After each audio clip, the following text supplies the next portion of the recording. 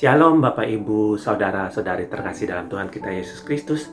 Kita jumpa kembali dalam doa keluarga hari ini, 27 Februari 2021 dengan tema berkecil hati. Sebelum memulainya, mari kita bersaat teduh sejenak.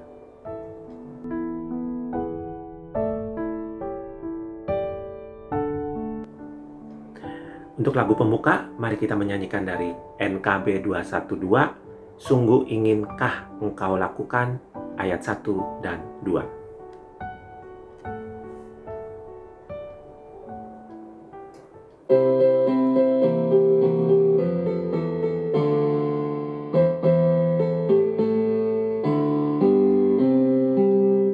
Sungguh inginkah engkau lakukan hal besar, jangan tunggu tiba saatnya. Kini tugasmu kerjakan dengan baik benar. Jadilah suluh dunia, jadilah suluh dunia, jadilah suluh dunia. Mungkin ada yang terhibur karena sinarnya. Jadilah suluh dunia. Kau pun dapat mengenyahkan awan yang gelap bagi hati susah dan resah. Kan dirasakannya penghiburan yang sedap. Jadilah suluh dunia, jadilah suluh dunia, jadilah suluh dunia. Mungkin ada yang terhibur karena sinarnya. Jadilah suluh dunia. Sebelum membaca dan merenungkan firman Tuhan, mari kita berdoa. Terima kasih Bapak Surgawi, pagi ini kami boleh menjalani doa keluarga lagi. Sebentar kami juga akan mendengarkan dan merenungkan firman-Mu. Kiranya Kau hadir di antara hati kami. Terima kasih Bapa atas firman-Mu. Dalam nama Yesus kami meminta. Amin. Bapak Ibu Saudara yang dikasihi Tuhan, kita jumpa kembali dalam doa keluarga. Hari ini kita akan merenungkan satu tema, yaitu berkecil hati. Adapun firman Tuhan yang akan kita baca diambil dari Hakim-Hakim 6 ayat 1 sampai dengan yang ke-6, dilanjutkan ayat 11 sampai dengan 15. Hakim-Hakim 6 ayat 1 sampai dengan 6, dilanjutkan ayat 11 sampai dengan 15. Demikianlah firman Tuhan. Tetapi orang Israel melakukan apa yang jahat di mata Tuhan. Sebab itu Tuhan menyerahkan mereka ke dalam tangan orang Midian 7 tahun lamanya. Dan selama itu orang Midian berkuasa atas orang Israel. Karena takutnya kepada orang Midian itu, maka orang Israel membuat tempat-tempat perlindungan di pegunungan, yakni gua-gua dan kubu-kubu. Setiap kali orang Israel selesai menabur, datanglah orang Midian, orang Amalek, dan orang-orang dari sebelah timur, lalu maju mendatangi mereka. Berkemahlah orang-orang itu di daerah mereka, dan memusnahkan hasil tanah itu sampai ke dekat Gaza, dan tidak meninggalkan bahan makanan apapun di Israel, juga domba atau lembu atau keledai pun tidak. Sebab orang-orang itu datang maju dengan ternaknya dan berkemah, dan datangnya itu berbanyak-banyak seperti belalang. Orang-orangnya dan unta-untanya tidak terhitung banyaknya. Sekaliannya datang ke negeri itu untuk memusnahkannya. Sehingga orang Israel menjadi sangat melarat oleh perbuatan orang Midian itu. Lalu berserulah orang Israel kepada Tuhan. Ayat 11. Kemudian datanglah malaikat Tuhan dan duduk di bawah pohon terbantin di Ofra, kepunyaan Yoas, orang Abiezer itu, sedang Gideon anaknya mengirik gandum dalam tempat pemerasan anggur agar tersembunyi bagi orang Midian. Malaikat Tuhan menampakkan diri kepadanya dan berfirman kepadanya demikian. Tuhan menyertai engkau, "Ya pahlawan yang gagah berani," jawab Gideon kepadanya. "Ah Tuanku, jika Tuhan menyertai kami, mengapa semuanya ini menimpa kami? Di manakah segala perbuatan-perbuatan yang ajaib yang diceritakan oleh nenek moyang kami kepada kami?" Ketika mereka berkata, "Bukankah Tuhan telah menuntun kita keluar dari Mesir? Tetapi sekarang Tuhan membuang kami dan menyerahkan kami ke dalam cengkeraman orang Midian." Lalu berpalinglah Tuhan kepadanya dan berfirman, "Pergilah dengan kekuatanmu ini, dan selamatkanlah orang Israel dari cengkeraman orang Midian. Bukankah aku mengutus engkau?" Tetapi jawabnya kepadanya, "Ah Tuanku, dengan apakah akan kuselamatkan orang Israel? Ketahuilah, kaumku adalah yang paling kecil di antara suku Manasye, dan aku pun seorang yang paling muda di antara kaum keluargaku." Demikianlah sabda Tuhan. Bapak Ibu Saudara yang dikasihi Tuhan, pada suatu malam, seorang buta berpamitan kepada seorang temannya untuk pulang. Temannya membekalinya dengan sebuah pelita. Orang buta itu tertawa dan berkata, "Buat apa saya membawa pelita? Kan sama saja buat saya. Saya bisa pulang tanpa pelita." Temannya dengan lembut berkata, "Ini kamu bawa supaya orang melihatmu dan supaya mereka tidak menabrak kamu." Di tengah perjalanan, seseorang menabrak si buta. Si buta kaget dan segera mengomel, "Hei, kamu kan punya mata. Kenapa menabrak saya? Beri jalan dong kepada orang buta." Tanpa membalas kata-katanya, orang itu segera berlalu. Baru beberapa langkah, ada orang lain lagi yang menabraknya. Si buta makin kesal dan berkata, "Apa kamu buta? Tidak bisa melihat ya?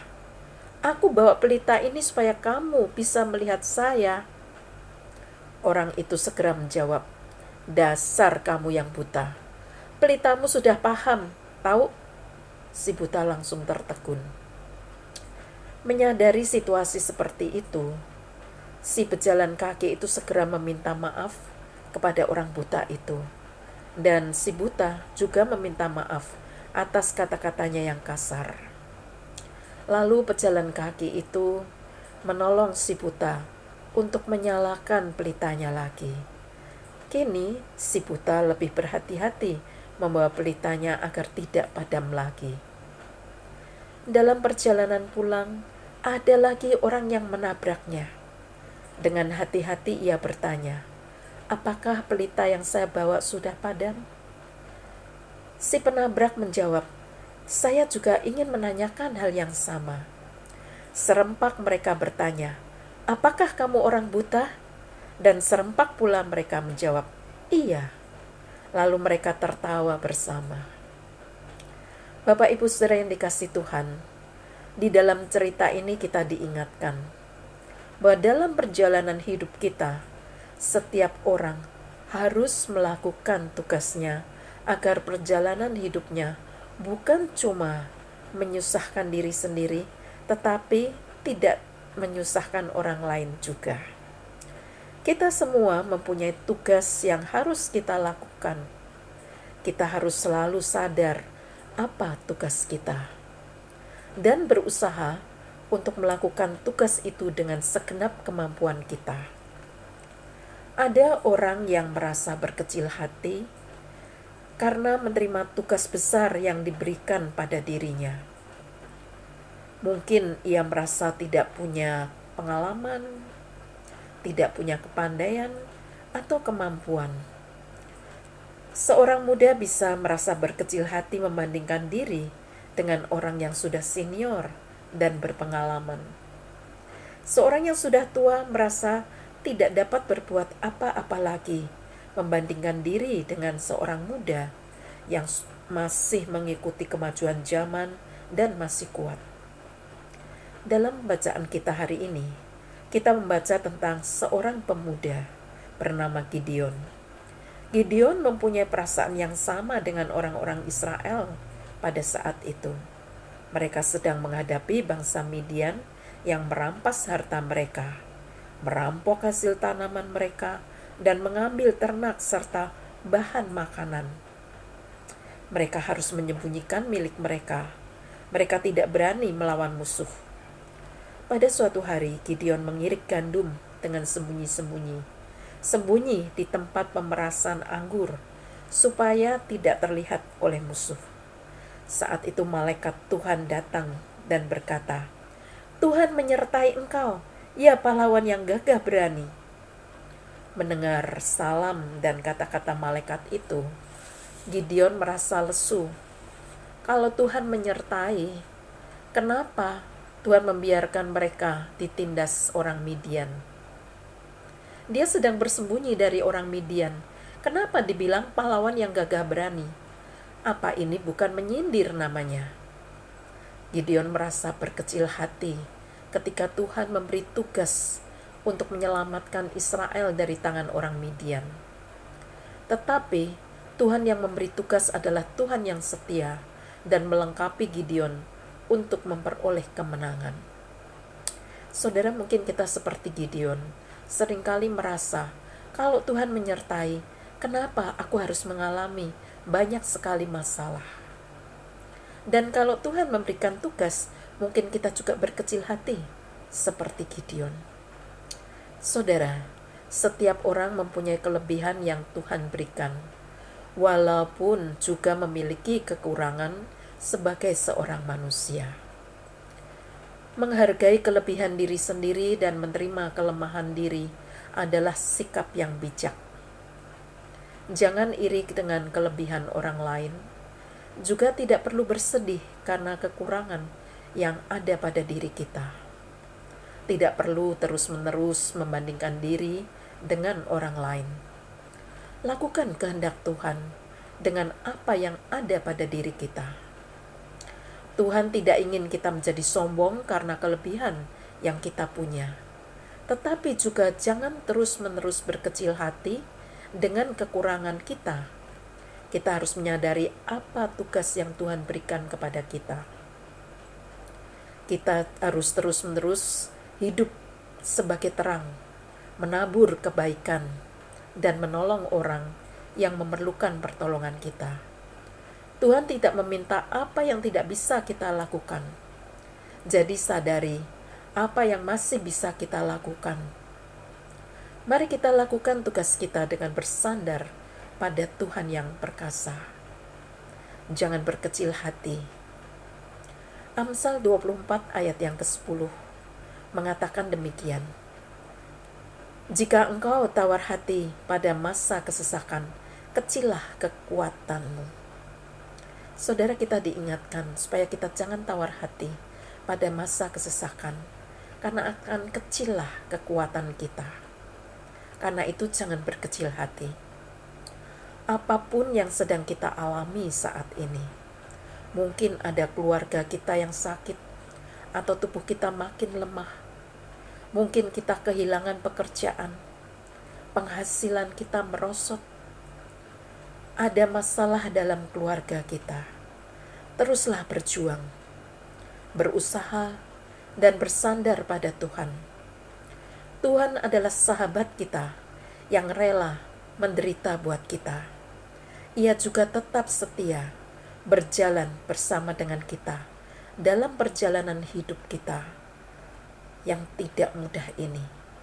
Apapun juga yang kita sedang alami saat ini, mari kita terus berjalan bersama dengan Tuhan, bersandar pada kekuatannya, dan tetap melakukan apa yang Tuhan tugaskan kepada kita.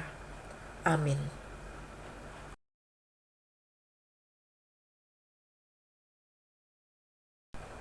Bapak Ibu Saudara yang dikasihi Tuhan, mari kita bersatu hati, kita menaikkan doa syafaat kita. Mari kita berdoa. Bapa kami yang bertahta dalam kerajaan surga, kami bersyukur kepadamu ya Tuhan, karena Engkau senantiasa menolong kami, mengerti keadaan kami, ketika kami berkecil hati.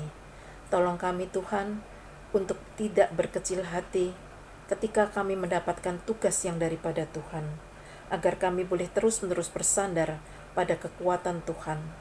Tuhan senantiasa setia, mendampingi dan menyertai kami, serta menolong kami. Terima kasih ya Tuhan. Saat ini Tuhan kami ingin bersatu hati, ingin berdoa untuk saudara-saudara kami yang saat ini sedang sakit. Biarlah Tuhan sendiri akan menilik mereka satu persatu, mengulurkan tangan kasih-Mu, menguatkan iman mereka. Sekalipun tubuh mereka rapuh, lemah, biarlah iman mereka tidak menjadi lemah. Kiranya Tuhan sendiri yang akan menolong mereka untuk senantiasa merasakan penyertaan Tuhan. Bapa yang penuh kasih, saat ini ingin berdoa juga untuk saudara-saudara kami yang terinfeksi virus corona. Mereka yang sedang dirawat di rumah sakit ataupun isolasi mandiri di rumah masing-masing. Tuhan berkati setiap obat yang mereka minum, dan Tuhan memberikan kekuatan pada mereka agar mereka boleh disembuhkan. Tuhan, kami saat ini bersyukur untuk vaksin yang sudah ada. Biarlah Tuhan sendiri akan menolong pelaksanaan pembagian vaksin ini, agar setiap petugas boleh mengerjakan tugas mereka dengan sebaik-baiknya. Kami ingin berdoa juga untuk setiap orang yang bisa menerima vaksin, biarlah mereka mau bertanggung jawab dan mau divaksin. Terima kasih ya Tuhan. Saat ini kami juga berdoa untuk panitia Paskah yang sudah menyusun acara-acara minggu-minggu Prapaskah sampai acara Paskah nanti. Biarlah Tuhan memberkati setiap ibadah minggu-minggu Prapaskah agar menolong kami untuk bisa merenungkan kasih Tuhan, bisa mengerti akan penderitaan Tuhan yang mengasihi kami, agar kami sekalian Tuhan boleh sungguh-sungguh merasakan kasih Tuhan yang luar biasa. Bapa, kami ingin berdoa juga Tuhan untuk saudara-saudara kami saat ini sedang bermasalah. Untuk diri kami satu persatu, Tuhan dengarkan setiap seruan doa dari hati kami. Biarlah Tuhan mau menolong kami untuk keluar dari masalah kami masing-masing. Tuhan sendiri akan memberikan jalan keluar seperti apa yang kami harapkan, dan juga jalan keluar seturut dengan kehendak Tuhan dan yang terbaik buat kami. Bapa yang penuh kasih, kami bersyukur untuk semuanya ini. Terima kasih untuk kasih-Mu yang rela menderita buat kami. Terima kasih ya Tuhan, kami naikkan semua doa kami hanya beralaskan nama Tuhan kami Yesus Kristus yang telah mengajar kami berdoa. Bapa kami yang ada di surga, dikuduskanlah nama-Mu, datanglah kerajaan-Mu, jadilah kehendak-Mu di bumi seperti di surga. Berikanlah kami pada hari ini makanan kami yang secukupnya, dan ampunilah kami akan kesalahan kami, seperti kami juga mengampuni orang yang bersalah kepada kami. Dan janganlah membawa kami ke dalam pencobaan, tetapi lepaskanlah kami daripada yang jahat, karena Engkau-lah yang empunya kerajaan dan kuasa dan kemuliaan sampai selama-lamanya. Amin. Bapak, Ibu, Saudara-saudari terkasih dalam Tuhan kita Yesus Kristus, kita akan mengakhiri doa keluarga hari ini. Dan sebagai lagu penutup, mari kita menyanyikan dari NKB 2, Hai Mari Sembah, ayat 1 dan 2.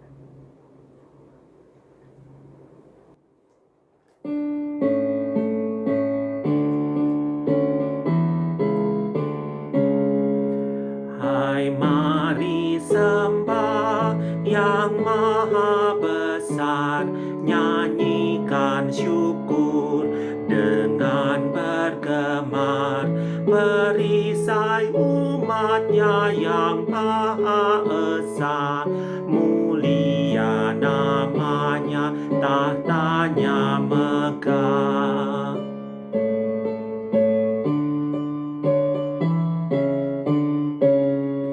Hai masyurkanlah keagungannya, cahaya terang itu jubahnya, gemuruh suaranya di awan